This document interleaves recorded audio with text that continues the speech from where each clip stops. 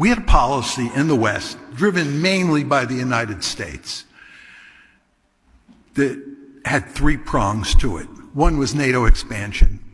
The goal was to bring Ukraine into NATO. The second prong was to bring Ukraine into the European Union. And the third prong was to foster an orange revolution in Ukraine and make it a pro-Western liberal democracy. These are the three prongs of the strategy. And the overall goal was, again, to create a Ukraine that was a Western bulwark on Russia's border. Now, NATO expansion was really the key. That's what really spooked the Russians. Of the three elements of the strategy, it was NATO expansion.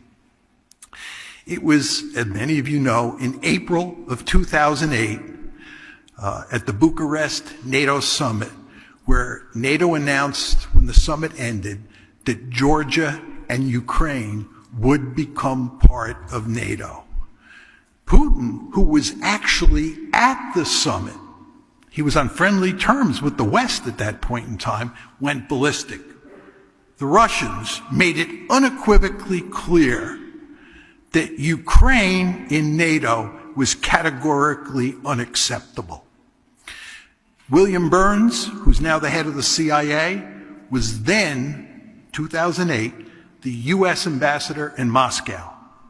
He wrote a memorandum to Condoleezza Rice, who was then Secretary of State, warning against NATO expansion into Ukraine. He said that Ukraine in NATO is the brightest of red lines for all members of the Russian foreign policy establishment, not just Putin.